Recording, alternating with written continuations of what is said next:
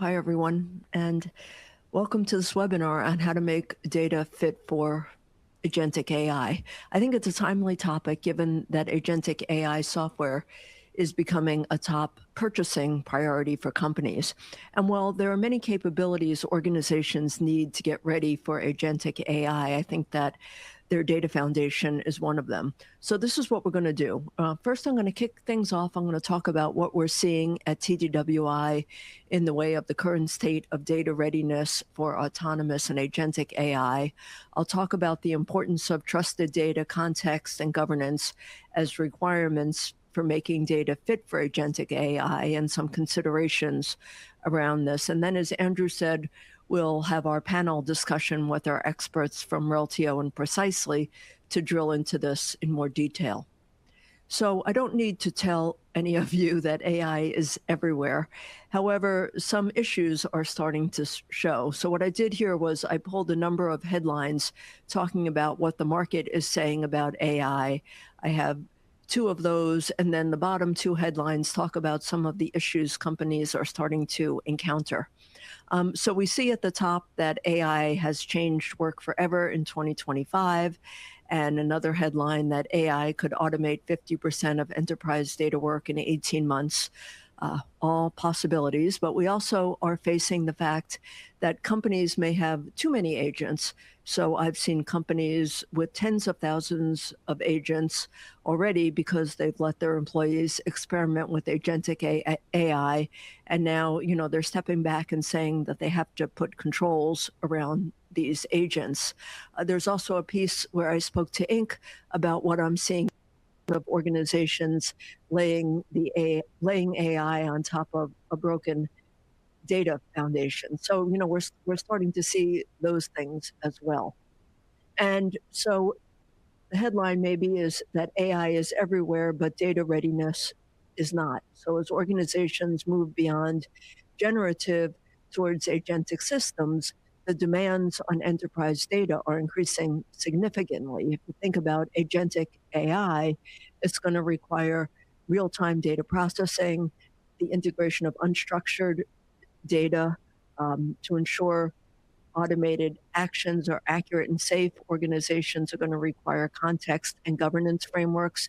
So, for example, think about a global supply chain disruption. Maybe there's autonomous agents that utilize real-time processing, and they're continuously analyzing live GPS telemetry and IoT sensor data. So they can immediately blend these streams together and also pull in some unstructured data like weather alerts, or maybe if there's a strike at a port, maybe some reports about that.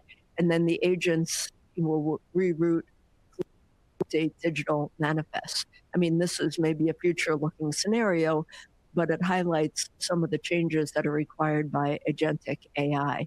So let's look at some of those changes. And so the first is that AI increases dependencies on all types of data. So I mentioned that unstructured data is becoming more important with the advent of AI. With generative AI, it became important. And with agentic AI, this is still the case. So that's going to require trust in the data. So one part of trust is data quality, yet you could see in this chart that organizations are not that far along when it comes to trusting of their unstructured data. So this chart comes from data from our data quality maturity model. And we asked about respondents' data quality strategy related to how it supports all kinds of data. And so you could see on the right that about 45% of respondents say that their data quality strategy takes all kinds of data into account. The rest either don't have a data quality strategy in place, or they have one in place, but it's mostly for structured data. So you could see that underneath the two other bars. And, to me, interestingly, for the first time in a TDWI survey, I saw more organizations saying they were going to be using unstructured data with their AI than their structured data. So this, to me, at least, it's a big, big shift. Yet there's a 20% gap in trust between structured and unstructured data in other TDWI surveys. So if you think about unstructured data and what data quality and trust means with it, it may not be the same thing as what you thought with your structured data. Yes, metrics such as completeness, accuracy, consistency may still exist, but they may mean something new or approach differently with unstructured data. So, for instance, consistency might look at the consistency of names, product models, acronyms, and terms across a set of diverse unstructured files. Completeness might mean the completeness of a document's required sections based on its operational purpose. With unstructured data, you may also have to think about new metrics, perhaps things like uh, timestamps and version histories of the unstructured data itself. And it isn't just about trusting your data. Agentic AI is going to require that the data has context, that it has meaning associated with it. So that means providing the agentic system with information such as business definitions of certain terms. So context is vital because it's going to establish a clear standardized business definition, maybe how your company calculates net versus gross revenue. So the agents don't make critical business decisions based on misinterpreted data. So there's the semantic layer that provides business definitions for business concepts.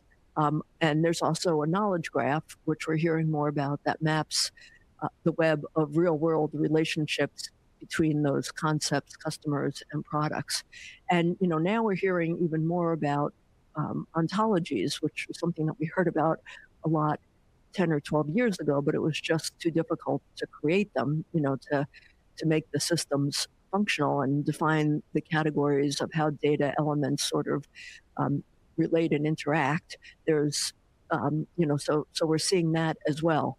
So this chart provides the results of a recent TDWI survey. And in it, we asked about the components of your AI architecture.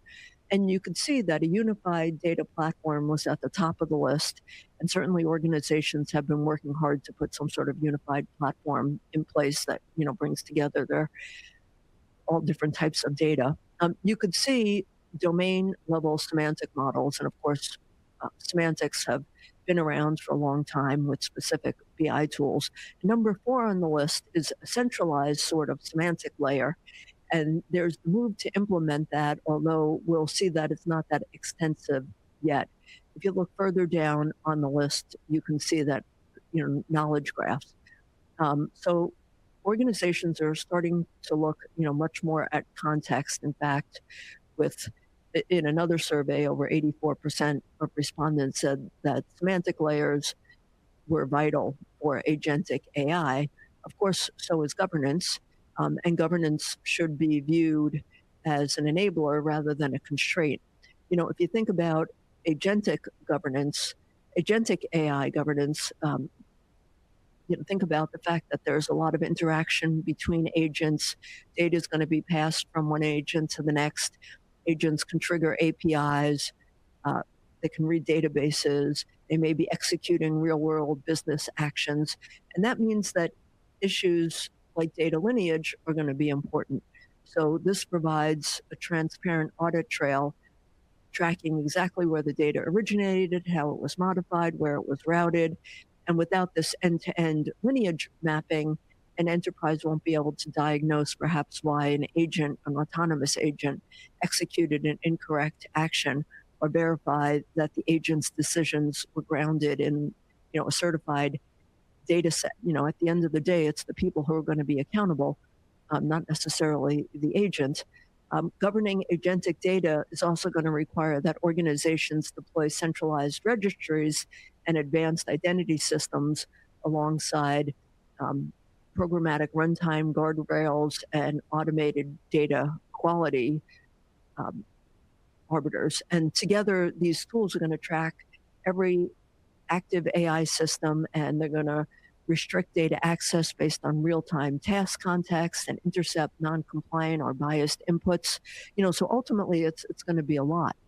And when we ask how confident executives and boards are in your organization's ability to manage AI-related risk, you could see that close to 50% of respondents said that they were either cautious, concerned, or uncertain, and less than 20% are highly confident. And this is about overall AI related risk. So that's, it's sort of no doubt playing into the fact that AI governance tools are the top purchase priority for organizations in 2026. And what we see in our research is that successful companies view the data foundation and what I've been talking about as a prerequisite for AI success. So here we ask, to what extent is your enterprise data foundation table stakes for AI success? So this is across all of the companies responding. And you could see that about 35%, say that it's absolutely required. However, as part of this analysis, we just looked at those companies that have measured impact with AI. And when you do that, that number becomes much higher. So no doubt this lower number is there because there are organizations that are still primarily using off-the-shelf tools, not against their company data. And if you just look at high impact companies, also, they view their data foundation as a competitive advantage. So we looked at the data readiness for agentic AI as part of our agentic AI readiness assessment. So there is a TDWI agentic AI readiness assessment. It looks across 5 different areas of agentic readiness, or organizational data and context, technology and engineering, governance and operationalization. So as I mentioned before, agentic AI readiness isn't just about data readiness.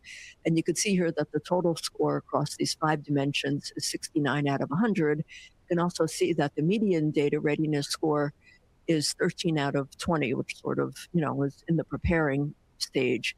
So what we saw in the data, and this checks back to what I was talking about, is that respondents have made progress in modernizing their data environments, and certainly they recognize the importance of data for AI. Things like metadata, access controls, and lineage were a relative area of strength, but they're not yet uniformly applied. So this lack of consistency is an important issue for agentic AI, which is, as I said, going to depend on trusted, well-governed, and context-rich data. Yet, as I mentioned, confidence in data, especially across different data types, remains uneven. And then another critical gap is the lack of a fully adopted semantic layer. So in this readiness assessment, only about 30% reported a governed enterprise-wide semantic layer that's machine consumable, and the rest operated with a partial domain-specific or semantic layer or inconsistent definitions, so not even semantics. So in that other chart that I was showing you about what was already in place, we saw that that number was close to 40%.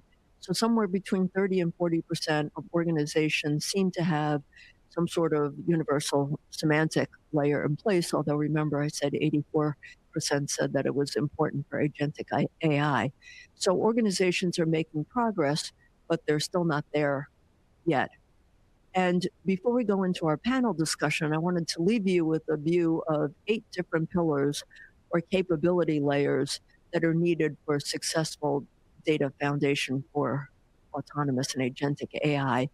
And you can see these here, and they include data acquisition and integration, standardization, data quality and governance, semantics and business context, context engineering, storage and access, the data serving and retrieval, and the activation layer. So, if, there are bullets under here. You can drill a little bit deeper, in terms of capabilities such as enabling data quality, multi-cloud storage and access, reusable semantic contents, context, and so on. And cutting across all of this is governance, lineage, security, observability, and risk management, along with obviously the right people, processes, and culture. So in other words, data readiness for agentic AI consists of a number of different capabilities, some that you have in place for other analytics activities, but you may need to extend, as well as others that are newer. So with that, let's get into this more with our panel. And Andrew, I'm going to turn it over to you to introduce our panelists. Terrific. Yeah, thank you so much, Fern. That was a great presentation there. And yes, now it's time for our panel discussion. So please allow me to introduce our first panelist today, Antonio Cotroneo with Precisely. Antonio is a director of product marketing at Precisely with a focus on the data integrity suite, location intelligence, data integration, and data products. He has spent his career helping people worldwide maximize their data technology and analysis to make critical decisions for their customers and community. We're also joined today by Priya Singh with Reltio. Priya has been building and scaling technology products for over 18 years with a strong focus in recent years on AI-led product strategy and execution. She's been deeply involved in areas such as data governance, quality, observability, catalogs, and semantic layers and context, which together form the foundation of AI growth platforms. At Reltio, she leads the Agent Flow product portfolio, bringing together AI and master data management to help customers activate trusted data through intelligent automation, driving faster decisions, personalized experiences, and scalable growth. Welcome to both Antonio and Priya. And Fern, I will pass it over to you to begin the discussion, please. Okay, great. Thanks, Andrew, and welcome, Antonio and Priya. I'm excited to have you here. I think you're the right people to drill into this. So this first question is about data quality and governance. And I spoke a bit about this, but I want to get your all perspective. And Antonio, I'm going to start with you, which is that most organizations we know have been investing in data quality and governance for years, but executives still cite data management as the top barrier to scaling AI. So what's different about agentic AI that's exposing gaps that traditional data programs didn't? Well, first and foremost, thanks for having us here today. I'm really looking forward to the conversation. So I think what's different is the consumers of the data. So I mean, as we all know, kind of for the better part of the last 3 decades, we've been building data and data programs for humans, right? Like, I mean, you have your analysts, you have all of the dashboards and the reports that they were perhaps creating. And when a person takes a look at a number or something in one of those dashboards and something looks off, they have the ability to pause, they have the ability to ask questions, check another source. And so that person, that human that was in the loop, was sort of quietly covering for maybe some of the underlying data challenges that were at play. But with agentic AI, you sort of see the safety net sort of being removed from the process, because in a lot of cases, the AI agent isn't going to pause. It's going to act. It's going to operate quickly at machine speed across all of those various systems and sources that it's pulling from, and it's going to be making decisions that then trigger more downstream decisions, so on and so forth. So the bar goes from good enough for a human to be able to interpret and to make some sort of decision off of, to like good enough for an autonomous system to be able to act on without a human reviewing it first. And I think what's happened is that shift has really exposed like a few different things that within the traditional, kind of data programs were underinvested in. The first one you mentioned pretty heavily in your intro, Fern, and that's like around context. So agents need to be able to not only understand the data, but what it means in relation to other data that they may have, and what that means to their business. And then you also have the freshness aspects that are at play. So backwards looking, or perhaps data that was refreshed in batch, may not work for an agent that needs to be able to make a decision in real time on information that's flowing right now.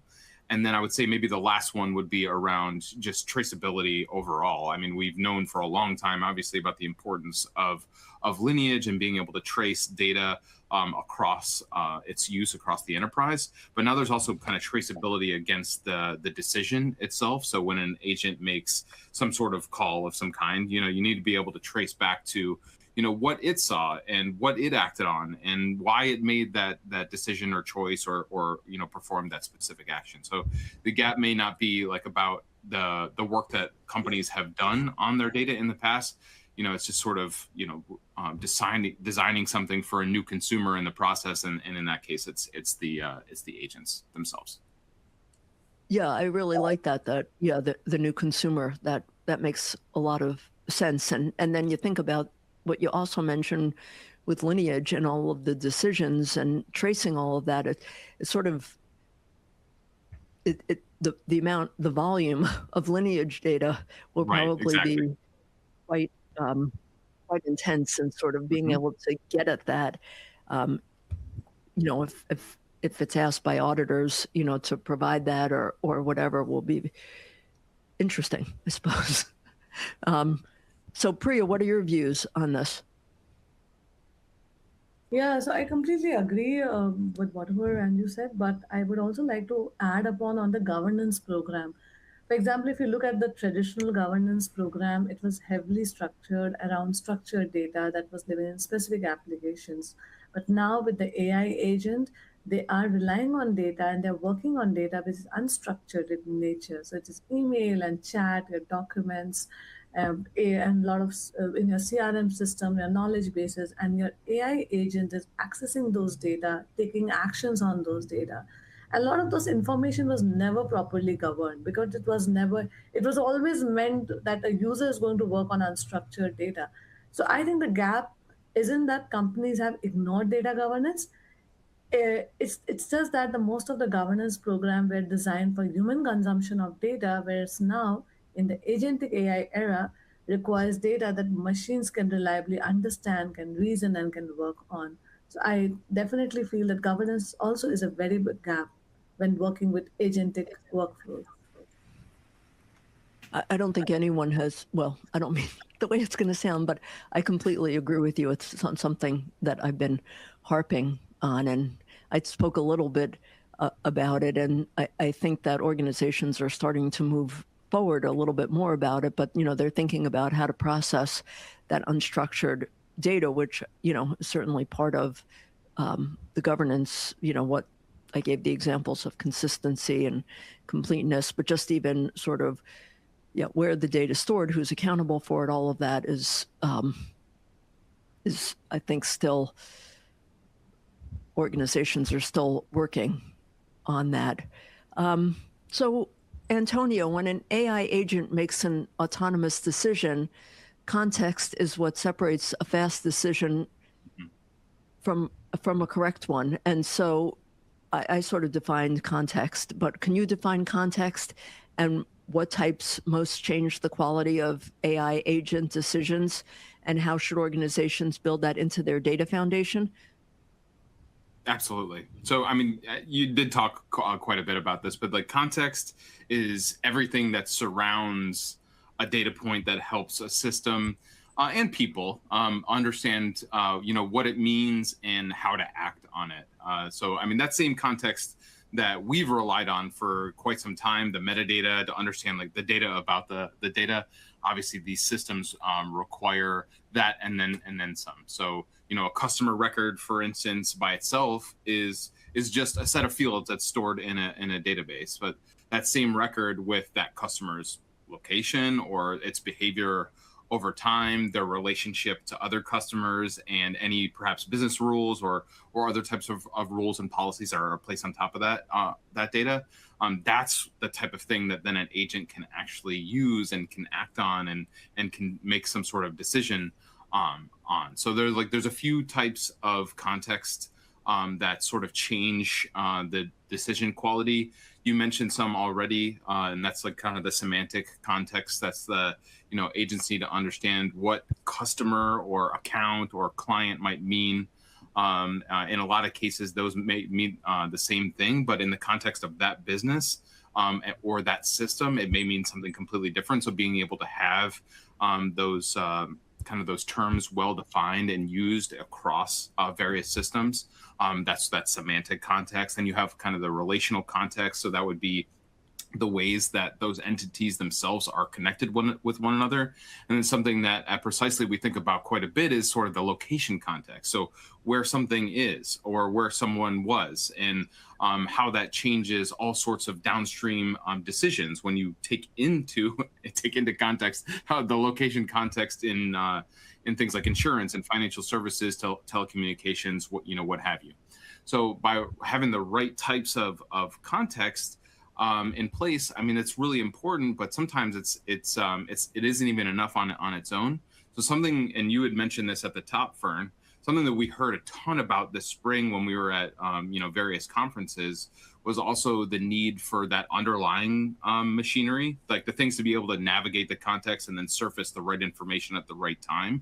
And that's those things like ontologies and knowledge graphs. And you had mentioned that before. So the ontologies, this gives you kind of that shared vocabulary, whereas the knowledge graphs allow you to sort of traverse the relationships when that data is being called upon. So without those two things, the context is still kind of the data around the data, but then you can really activate it through those. So the way sort of build all of this into that foundation is to sort of stop treating context as something you sort of bolt on at the application layer. It really needs to live alongside of the data. It needs to be treated as a first-class citizen throughout the process, because otherwise you kind of end up with agents that are sort of reinventing a lot of this across their life cycle, and a lot of inconsistencies end up getting introduced into the process, and fragmentation that start to build up and create other downstream challenges for the business. Yeah, I like the way that you put that. I'm wondering do you see a lot of your clients starting to build ontologies? Because the idea, what I've been hearing a lot of recently is that certainly like 10 years ago, it was hard to build an ontology, so it cost a lot of money. Nobody was doing it. But now you can use AI to help build an ontology. So that more clients are starting to do this, or is it still an idea in their head? I think we're in a place right now that I've seen more customers starting to ask the questions on how they would go about doing something like this, and less of, oh, I've done this, this is how we did it. But that also means that they're investigating and they're looking into it and they're trying to figure out how to make that happen, because they're seeing the underlying importance of having something like that in place, and then pairing it with these other aspects like you and Priya had discussed before, their governance program, their semantic layer, whatever that might look like. So I still think it's early days, but what does early days mean right now? Everything's moving so quickly that I don't even know what early days really mean anymore. Yeah, it's everyone's saying, oh, it's moving so fast. Priya, what are your thoughts about this question? Yeah, so I think Angela touched upon most of the points, and Fern, you also touched upon it. And I would say, as a consumer, as a customer, I know how my business look like. So when we think of semantic and when we think of context, we shouldn't think of this as something, oh, I have to do it again or I have never done it. It's not. It's just your business blueprint. If you look at your business, you would be able to organize your business into different domains, into different processes, and you should have a common glossary across your business. So these things were already existing. This was a tribal knowledge which human always had in a business. You just need to create a semantic graph out of it. So you need to document all your common ontologies, common terminologies. You have to look at what your domains are, your business process are, and you have to document the relationship between them. And once you have that graph ready, the next part of it is how you connect data with your business graph, right? And once you have done that, you have a 360 view of how your business moves, how your enterprise revolve. You have a business layer, you also have a data layer. And when agent look at such rich graph, they are able to understand more the context, they are able to understand the tribal knowledge. And the result is when the agent is working on your behalf, taking some action, that action is more grounded on your business context. It's not hallucinating. It's not giving you some query which is just found on Google. The queries, the responses now comes grounded from your business context. Yeah. So I would just say that this tribal knowledge already existed. You just need to now start documenting it in a way so that you can create a business graph. So how do you see organizations doing this? And maybe this isn't a fair question, so say if it's not, but how long is it taking basically, to create one of these business graphs, knowledge graphs? Yes. Actually, if you look at traditionally, we used to, most of the data companies use catalog.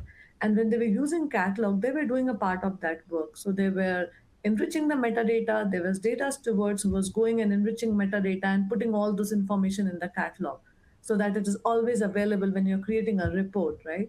So they already have the metadata richness. And what I've seen with the customers now is they're starting to understand that they don't need to redo a lot of things. If they have enriched their metadata using catalog, they can just use a subset of it to build a business graph.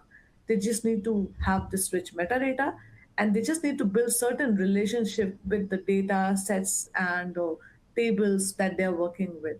So yes, definitely, I'm seeing two type of customer in the market right now. One which has already invested in catalog, traditional catalog solution, and now they are understanding of what bits and pieces I can take from the catalog solution and reuse it in building semantic graph. And the other type of customer who are starting afresh, so they have their technical data models and everything built up, but they haven't built their semantic layer. So they are coming and asking, hey, I have my technical data model built up and this is how we work. Now tell me, how can you create a semantic graph out of it? So yes, there are customers on both the side, and whether they are this side or that side, they definitely understand that in order to run agentic workflow, you need to have this context layer. That's very wise. Yeah, yeah. That so okay, so there. I'm going to start with Priya on this question as well, but so they're using logs. A lot of enterprises have data scattered across mainframes, cloud platforms, and other systems. So Priya, what has to be true about that data before agentic AI can act on it with confidence? Yeah, so coming from governance and data quality background, I think probably the two things that I'm going to touch first upon is data governance. What we have seen is, yes, companies have invested a lot in data lakes, in data storage, and they're bringing data from scattered system. Now, each of the scattered system used to have certain governance program applied to it, right? But there was never one single unified governance that is applied on the data lake where you're bringing all the data. So and that actually breaks the model, because you don't have a dynamic governance system established. You're still bringing in governance from different source system and applying it. So that's, I think, the first one would be to have a uniform governance model applied across your data lake. The second is, uh, and when I talk about governance, if you think the traditional governance used to have, it's more of a role based, right? Access control. Oh, who can access this data? Who cannot access this data? But when you look at the agentic governance, it has to be more dynamic. What is a context of agent, in which situation can it access this data, right? So that's where I think Fern, you also touched upon policy based access control. So yes, you can look at this internal data and summarize this for the employees, but you cannot summarize and work on this data for the external audience. So here the governance is based on the action and the intent. So we need to go, after we establish a governance layer, we need to go next level where we look at more fine-grained access control on the agent side. That's is one. The other one is data quality. And I think we touched upon, Antonio also said, and you also mentioned, previously data was always used for creating these reports, wherein there was always human in the loop. So even if the data was not clean, it was not accurate, there was somebody who was looking at this data and clearing it or trying to make out some sense out of that data. But when the agent is running autonomous workflow, where they are orchestrating the entire workflow, they are reading data, they are talking with multiple systems and doing agentic action. Here, if the data is not correct, it is not accurate, it's not clean, that's going to be a huge cost to the enterprise. So making sure that the data is clean, the data is accurate, is very important. The third point, I'm going to reiterate what Antonio said.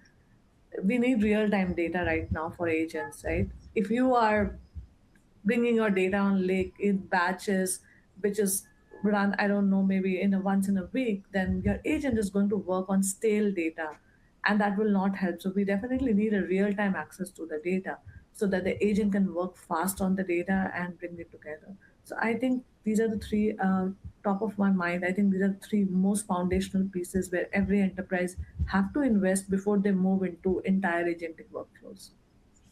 Yeah, I agree with those three. Antonio, do you have anything to add? I have a few. Two of them are just kind of plus ones to what Priya was talking about. and that's the, things must be governed end to end. You got to have your lineage, your trust scores, and policies sort of travel with the data wherever it goes. And then also to reiterate that last one that Priya had talked about, things must be real time, or at least continuously refreshed at like a cadence that you can trust. The data has to be current. You know what I mean? So the agent is going to be acting on 2-week-old data. That's not like true autonomy, right? It might be fast, but it's probably going to be wrong. Two of the other things that come to mind and sort of pop up for us quite often is the unification of the data. Not that you have to centralize the data, but unifying in some way through connections. So the agents don't know which systems necessarily to go to always. So they need to have that foundation of connected first-party data across all of those various sources and systems, some of which you had mentioned at the top. There's typically some sort of hybrid or legacy environment that needs to be tapped into. A lot of AI systems, or a lot of the marketing that you may see out in the industry, kind of tends to ignore a number of systems that still deliver a great deal of important information back to the business. Things like SAP, IBMI, mainframe, right? Some of those things may seem like quite old systems, but I sort of, if you kind of look at the performance of IBM over the last few years, you'll know that a lot of high intensity workloads still run on top of the mainframe, and being able to unlock that information and make that information discoverable and trusted and usable by AI is something that is still quite a challenge right now. The other piece would be around like enriching that information. I mean, internal data alone, it certainly tells a great deal of the story, but it never tells the full story. So being able to tap into authoritative external data, attributions, location context, that really gives the agent the depth it needs to be able to make a decision that's going to hold up against scrutiny, or that an individual ultimately needs to be accountable for. So the mistake that we see a lot of organizations make is like sort of treating all of these things as sort of separate work streams that are owned by separate teams. I mean, it's okay if they end up being owned by separate teams, but being able to do this in a coordinated and concerted fashion is quite important. It's like across any agentic AI, it's going to have to operate as a single foundation again. So it doesn't matter who's necessarily managing it, but just as long as that's thought of as an individual work stream. So if any of those four are missing for you all in the audience, I would certainly take each into consideration, as well as the points that Priya made when you're thinking about how you implement this type of technology for your business. Yeah, those between both of you, those are a lot of great things that have to be true. We were talking about unstructured data, and Priya, most organizations spent years governing structured data. We talked about that. Excuse me. Yet we know that the majority of enterprise knowledge lives in all sorts of documents and chats and PDFs. And I mentioned that, organizations are going to be using this, or talking about using this data more than their structured data. So as organizations scale their AI programs and adopt agentic AI, how can they effectively leverage unstructured data, and why does it become a bottleneck? Yeah. So I think, yes, I did cover a part of it when I was answering first. So I think unstructured data traditionally, I agree, contain a lot of information about the customers. It contain customer behavior, customer sentiments, that those emails and chats and review and social media posts if some customer has done. So the immense amount of information out there on the unstructured data. And traditionally, organization enterprise was not able to mine unstructured data, but now in order to mine or use your unstructured data, and because your agent is also going to work on these data, there are a couple of things that they first need to start doing it. So when you are thinking of your unstructured data, before even the agent access those data, you need to first start thinking of semantic tagging that data. So what it means is, you look at a document and you enrich the metadata of the document using tags, using classifications, using entity extraction. So once you have a document and you have all this metadata against the document already available, That's where the agent can start using this data, can look at the tags, can look at the classification, and then make sure they can go inside the document and start searching it. So I would say a couple of things to start with. Start enriching the metadata of your unstructured document. The second is start vectorizing and indexing your unstructured documents so that a search can happen on your unstructured corpus and can give you relevant information. The third, and I think that's not the third, that's actually the first point, is you need to start collecting all your unstructured corpus at one point, right? Because you might have your unstructured document on Google Drive, on SharePoint. The first is you need to connect to all the sources where your unstructured corpus live and bring in a single place. And once it is done, then you start with step two, enriching metadata, and step three, indexing it so that it is also searchable. Now, the fourth point, again, I'll come back to governance.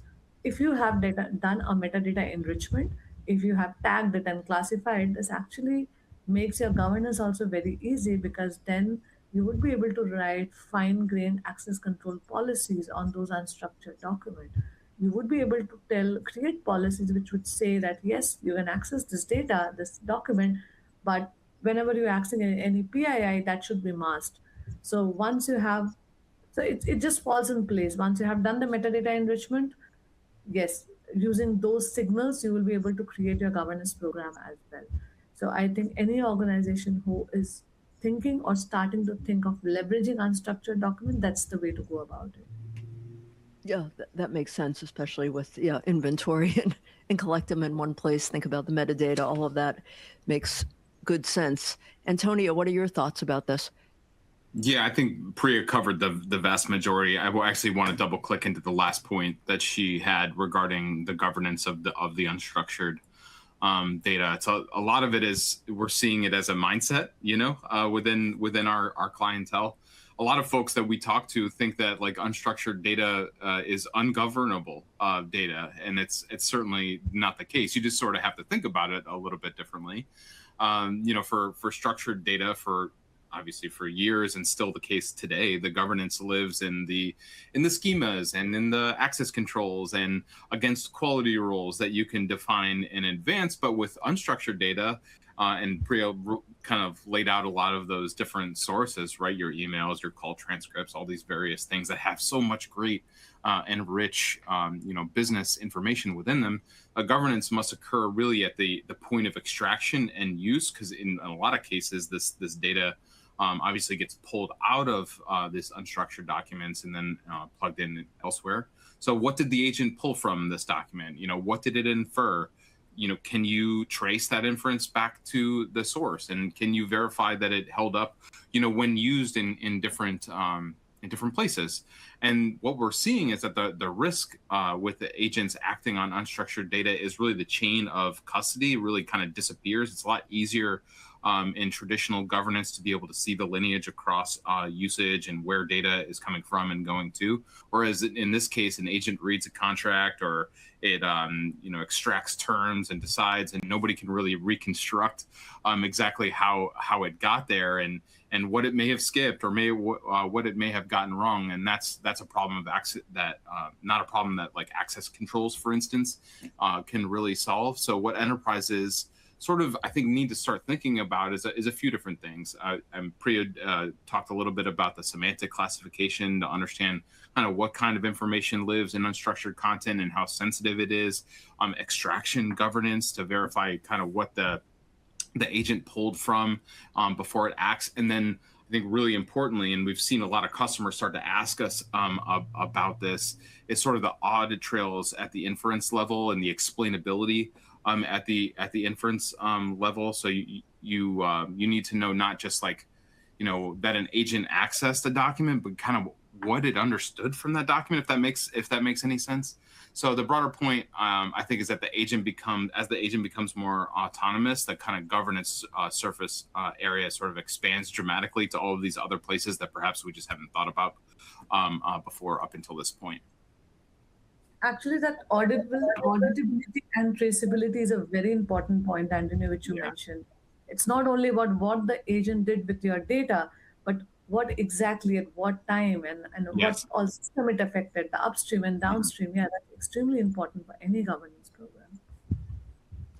Let's stay on this topic. And Antonio, um, talking about governance for agentic AI, what is obvious? You were talking. You talked about the fact that these agents are there's so many. They may be acting Mhm. so quickly. Sometimes there may be no human in the loop, and we don't even, in my opinion, actually understand a lot of what human in the loop would look like, even if that wasn't the case. It's just a compliance checkbox at this point. But what does responsible governance actually look like when the consumer of data is an agent and not a person? You sort of let off, with that as being what's different about agentic AI. Sure. But what does the governance actually look like? Yeah, and forgive me if some of these things end up sounding like a broken record. I just think is like reinforcing some of this is really important. But there are a few things that look a little different. So I guess first would be that governance is sort of extended to the decision and not just to the data. We focus so long on the data governance component, but the program itself, as we mentioned before, is really expanded. I mean, within traditional governance, you're answering things like, okay, who can access this data, and is it accurate? Whereas with the agentic governance, you're also answering, what did the agent do with it, and why, and can we reconstruct that decision at a later date? And that's a different kind of traceability, as Priya was just talking about. I mean, it's closer to maybe a traditional audit log of the agent behavior than what we would typically see inside of a data catalog or a lineage diagram of some kind. The other one is going to be all of this is going to have to run at the speed of the agents themselves. So the policies that perhaps were and I would say more modern data governance programs aren't written this way, but I can think back to even when all the policies themselves were written in PDFs, or required a human reviewer each time. Those types of things are completely irrelevant to a system that is going to make decisions in real time.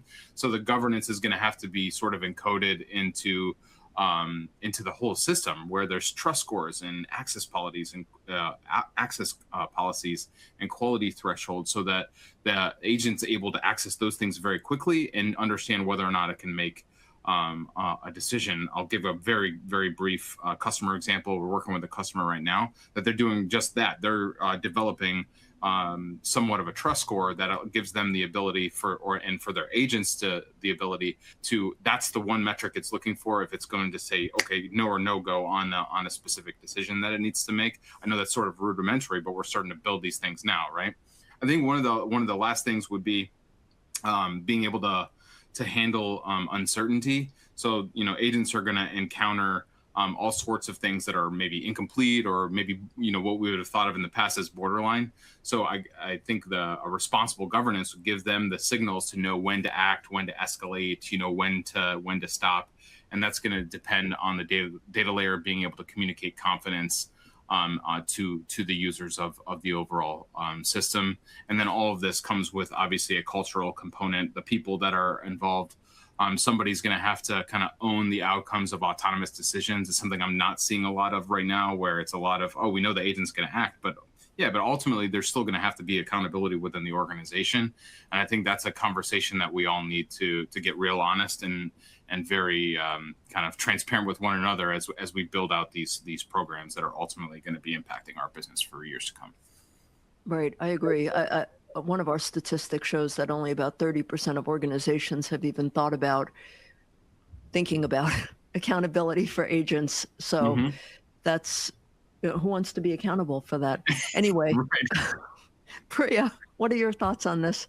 Yeah, I would just like to add one last point here is the evaluation framework, right? So I think whatever Antonio said, yes, holds good. You need to have a dynamic governance program and it just monitors what agent does. But on the agent side, you also need the evaluation framework. And what does this mean? Every day the agents are changing, the LLM models are changing, they're becoming smarter, right? So you need to have the governance program that keep on evaluating these agents time and again, and if need be, the governance program itself have to be always be updated and extended.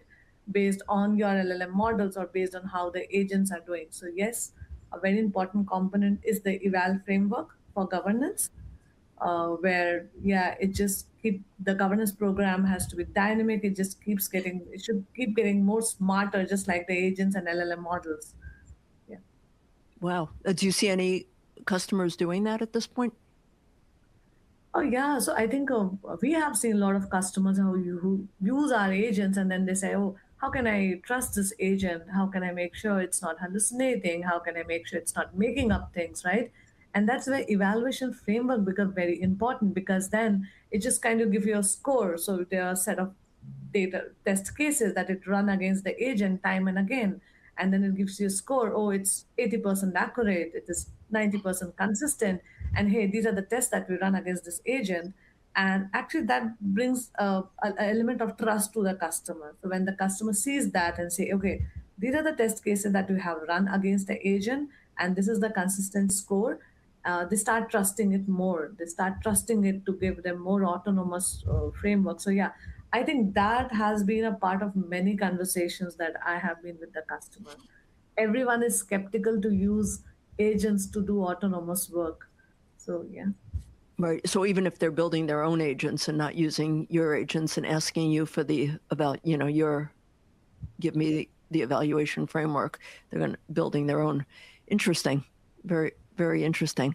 Well, let's do this last question as a lightning round, because I see some questions coming in from the audience. And remember, if you have a question, to put it in the question box there. And Priya, I'll start with, so for organizations that know their data isn't agentic ready yet, where should they start? You talked a little about unstructured, but like overall, where do you think that they should start? Yeah. So I think they need to identify some high value use case first, because you cannot go and just change everything in your organization one fine day. So you need to really, if you need to start small and be very impactful, you need to first identify high value use cases and the domains, processes that you want to change, that's high value. And once you have done that, the first thing is you need to start running data quality on this data to understand where the gap is, right? So once you understand what the gap is and what need to be fixed, you first need to fix that. You need to make sure your data is clean, it's consistent, it's accurate. Now once that is done, the next part is you should start investing on the context layer a bit, right? Maybe this is a tribal knowledge, it exists in your organization, just start documenting it. What is the semantic meaning of this? What does this domain do? What are the various glossaries that this domain have? What are the processes?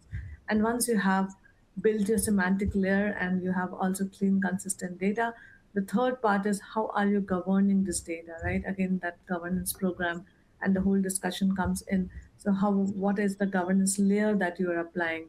Do you need fine-grained access control, or do you need policy-based access control? And that for every organization, it might be different. It depend upon their use case, but they definitely need to work on the governance program. Now, if you have done these two or three parts, and when I talk about governance, it's not about access control. How are you logging the agent action? How is the traceability is going to work? Do you have a lineage which will show that how this data is connected to another domain? So once you have invested on this foundational piece, then the next step would be, yes, they are ready to start investing on the agentic workflow. And we all know that just building agent is not a very big work these days. You can bring Claude and you can just start creating Mhm. agents with MCP tools. So that is really not a very big task. I think the biggest task for the organization right now is to build the foundational pieces, clean their data, build their semantic layer, build their governance program before they start building the agents. Yeah, I agree completely. Antonio, I heard you nodding.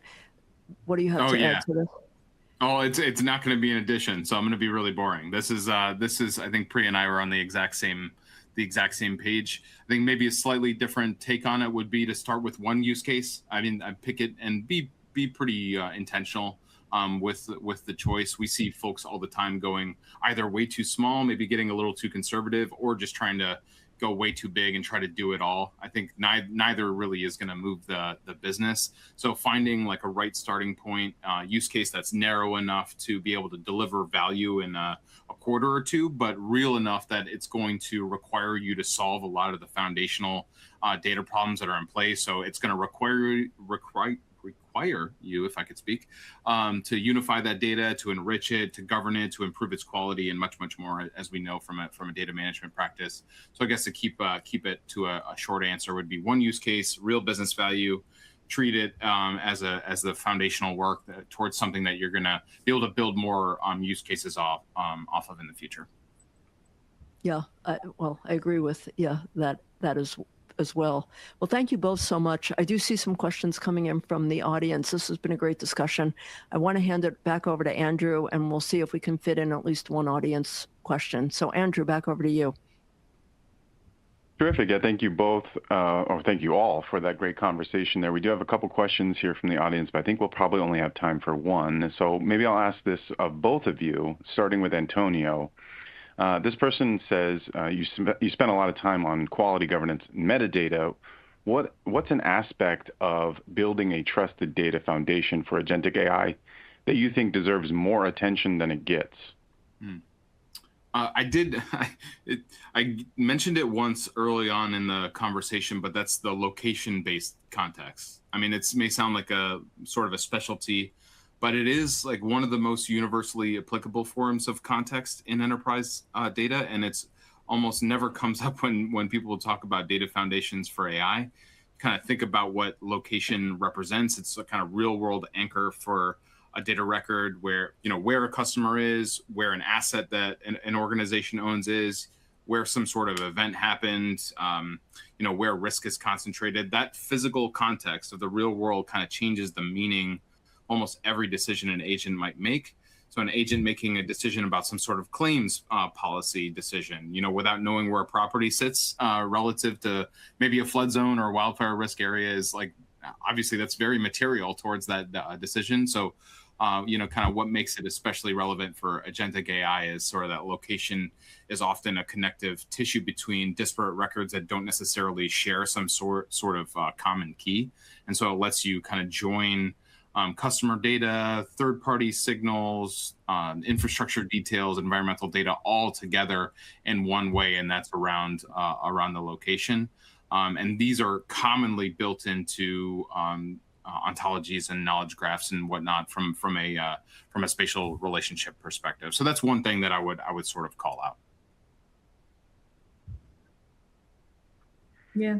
So I think, I agree with what Antonio said, right? I think the relationship building and maybe in a traditional catalog, we used to have lineage, but lineage is more of a very, you have upstream, you have downstream, and that's it. But when you look at data and the metadata, it's never a single threaded relationship. It's always a 360 view. So product A is connected to customer B, and then customer B is connected to domain C, right? So it's always a 360 view. And that relationship between different entity, that is actually will make your metadata more rich, give more context to the agent. And that is something traditionally it was never too much focused on. We focused on lineage, but we never focused on this one. And that's what the ontology or the knowledge graph that you see in the current, that's the flavor that these ontology and knowledge graph brings in. So yeah, definitely agree on that. Yeah. All right, fantastic. Well, thank you all again for your participation in the webinar today, and thank you to our audience members that asked questions. Unfortunately, we're out of time at this point, so please allow me to thank our speakers formally. We did hear from Fern Halper with TDWI, Antonio Cotroneo with Precisely, and Priya Singh with Reltio. Would also like to thank once again Precisely and Reltio for sponsoring today's webinar.